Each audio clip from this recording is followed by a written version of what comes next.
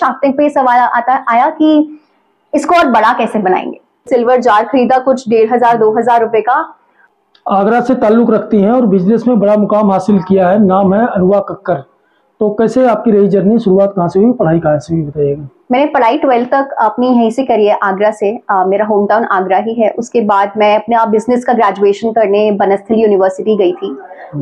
मुझे बचपन से था कि मुझे खुद का कुछ करना है, कुछ बड़ा इम्पैक्ट करना है, एम्प्लॉयमेंट जनरेट करना है। लेकिन वो छोटा एक सपना था। कॉलेज में जाके बस इतना फायदा हुआ कि वो बहुत बड़ा बन गया, लगा कि करेंगे और जल्दी ही करेंगे।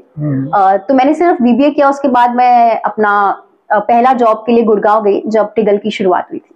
कैसे हुई टिगल, नाम कैसे आया है टिगल? टिगल 2 शब्दों से बना है, 2 इंग्लिश वर्ड से बना हुआ है। टिकल प्लस गिगल, दोनों ही वर्ड्स जो है वो हैप्पीनेस और एनर्जी को सिग्नल करते हैं। तो हमें ऐसे ही ब्रांड नेम रखना था जो आप बोलो तो आपके फेस पे एक स्माइल आ जाए। तो उसके बाद कैसे शुरुआत इसकी हुई, मतलब सड़क के किनारे?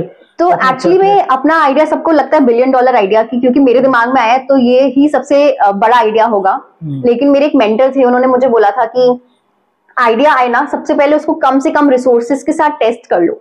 तो मैंने एक सेकंड हैंड टेबल खरीदा, एक सिल्वर जार खरीदा कुछ 1500-2000 रुपए का।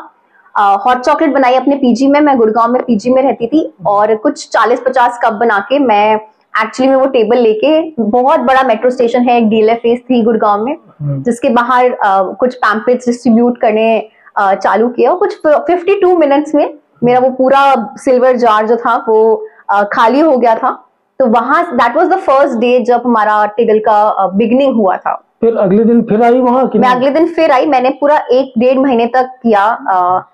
पहले दिन जब मैं अकेले सेल करी थी, जब 1.5 महीना हो गया था, तब वहां पे 5-6 लोग, जो दुकानें होती हैं, क्योंकि वहां सारी कंपनीज थी बड़ी बड़ी, वो मुझसे लेने लगी थी। तो मैं सुबह 2 लीटर बनाती थी पहले, 1.5 महीने के एंड में मैं 10-12 लीटर हॉट चॉकलेट बनाती थी एक दिन में। बट देन कोविड हो गया, तो मुझे गुड़गांव से अपना बेस शिफ्ट करना पड़ा आगरा में। तो चॉकलेट तो लोग खाते हैं, तो आपके दिमाग में पिलाने का आइडिया कैसे, क्या है? Exactly right, it's a good question, because market size chocolate का बहुत ज्यादा बड़ा है इंडिया में, और बहुत ज्यादा इनोवेशन भी हुआ है। लेकिन सबने चॉकलेट बेस्ड प्रोडक्ट्स पे इनोवेशन किया। हमने सोचा चलो चॉकलेट पिलाया जाए। तो किस तरह चॉकलेट पिलाती हैं? चाय की तरह गरम या आइसक्रीम की तरह ठंडा? दोनों वेराइटीज में। हमारे पास 5 वेराइटी की हॉट चॉकलेट है, जिसको हम अलग अलग रोस्ट के कोको में बनाते हैं, डार्क, मीडियम और माइल्ड। 5 वेराइटीज है हमारे पास, dark, jaggery, coffee infused, hazelnut बहुत लोगों को पसंद आता है। और हमारे पास आइस चॉकलेट भी है, जो सिर्फ पर्टिकुलरली समर्स के लिए बनी गई है।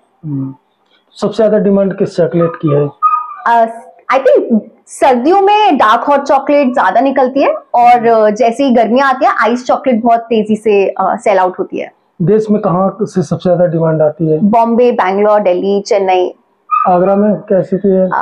आगरा में अभी थोड़ा कम डिमांड है। अच्छा, कितने लोगों की ये मतलब कितने लोग जुड़े हुए हैं इस ब्रांड से? हम लोग 15 लोग का टीम है, जिसमें से 7 लोग मैन्युफैक्चरिंग में काम करते हैं, और उसमें से 7 में से 6 आर विमेन एक्चुअली। बनता कहाँ है? आगरा में ही। शार्क टैंक में जाने का कैसे हुआ? तो हम एक D2C ब्रांड है, और D2C ब्रांड का फायदा ये होता है कि आप कस्टमर से डायरेक्टली कनेक्टेड होते हो। तो हम सभी, और मैं खुद भी अपने कस्टमर से बहुत ज्यादा बात करती हूँ। और ये आइडिया मेरे दिमाग में नहीं आया, हमारी टीम के दिमाग में नहीं आया, हमारे कस्टमर्स ने हमको बोला कि प्रोडक्ट बहुत अच्छा है, ब्रांडिंग बहुत अच्छी है, इसको शार्क टैंक में लेके जाना चाहिए। और फिर हमने फॉर्म फिल किया। It's a long process, 4 step का प्रोसेस होता है, और finally we made it to the final day, जहाँ पे शार्क्स के सामने पिच करना होता है। इसके पहले शार्क टैंक आपने देखा था? मैं जब कॉलेज में थी तब से शार्क टैंक US और ऑस्ट्रेलिया वाला देखते हुए आ रही हूँ। कभी सोचा था कि वहां जाएंगे? नहीं, it was always a dream. तो इसीलिए वो बहुत गूज़बम्प्स वाला फीलिंग था जब हम वहां थे। तो वहां गए कौन कौन लोगों से मुलाकात हुई, किससे किससे? वो आप आज एपिसोड आएगा, आप जरूर देखिएगा। हमारे टैंक में सभी टैंक्स की तरह 5 शार्क्स थे, और बहुत ही ज्यादा पॉजिटिव और बहुत ही ज्यादा मजेदार एक्सपीरियंस रहा।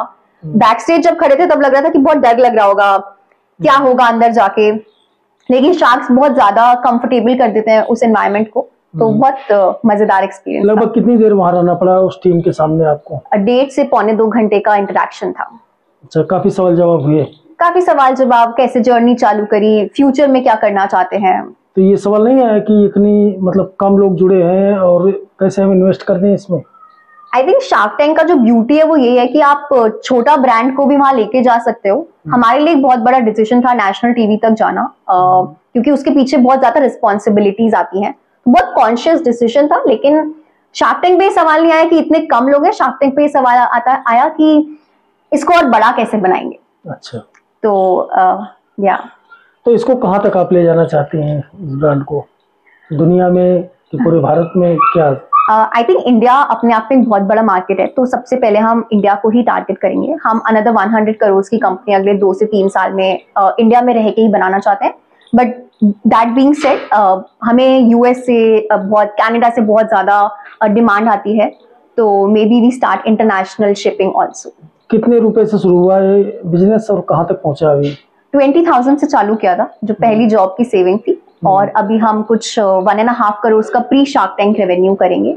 हमारा उम्मीद है कि 1.5 करोड़ बहुत ज्यादा एक्सीड हो जाएगा आज रात के शार्क टैंक के एपिसोड के बाद। ये थी हमारे साथ अनुभा कक्कर, जिन्होंने बड़ा मुकाम हासिल किया है, और इन्होंने अपने चॉकलेट को जो लोग खाते हैं उसको लोगों को पिलाने की सोची, और इनका ये तरीका कामयाब रहा और शार्क टैंक तक की जर्नी इन्होंने तय की। हिमांशु त्रिपाठी, आगरा।